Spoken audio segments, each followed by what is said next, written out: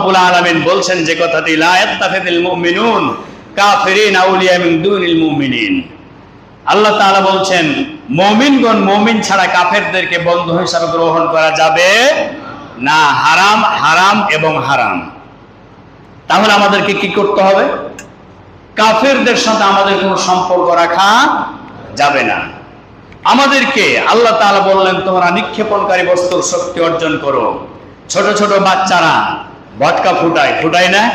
আপনারা দেখেছেন যে একটু ম্যাচ আগুন লাগিয়ে দিয়ে কি করে?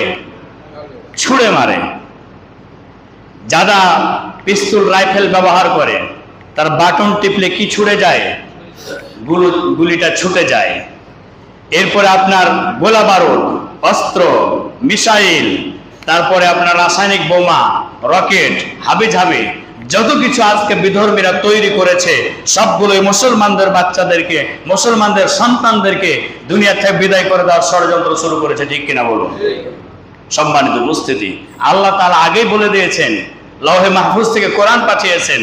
আল্লাহ বলেছেন তোমরা নিক্ষেপণকারী বস্তুর শক্তি অর্জন করো। অর্থাৎ এই সমস্ত শক্তিগুলো আমাদেরকে অর্জন করতে হবে। কে বলেছেন? আল্লাহ। আল্লাহ।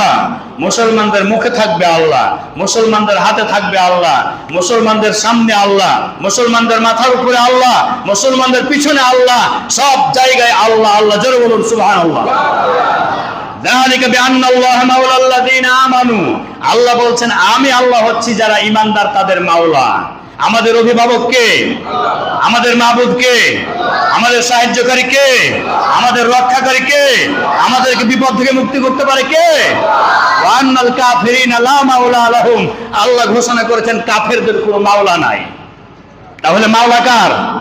আমাদের। মাওলা কার? মাওলা আমাদের। কাফেরদের কোন মাওলা নাই, কারণ তাদের দেবতার অভাব নাই। আমাদের মাওলা কয়জন? একজন। আল্লাহ বলছেন ঈমানদার বান্দারা আমি আল্লাহ হচ্ছি তোমাদের মাওলা, আমি তোমাদের অভিভাবক, তোমাদের ভয় নাই। আর কাফেরদের কোনো মাওলা নাই। সম্মানিত উপস্থিতি, আমাদেরকে সোচ্চার হতে হবে, সজাগ হতে হবে। আজকের সংক্ষিপ্ত আলোচনা থেকে আমাদেরকে শিক্ষা নিতে হবে এটাই যে কাফেরদের সাথে আমাদের কোনো সম্পর্ক থাকবে না।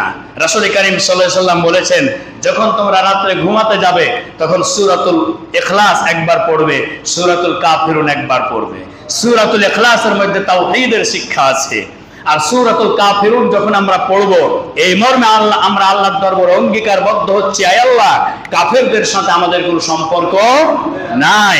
ওই রাত্রে যদি কোনো ঈমানদার ব্যক্তি মারা যায় আল্লাহ রাসূল বলেছেন সে আল্লাহ তাআলা তাকে জান্নাত দিয়ে দিতে পারেন। সুবহানাল্লাহ। সম্মানিত উপস্থিতি, এই জন্য আজকের আলোচনা থেকে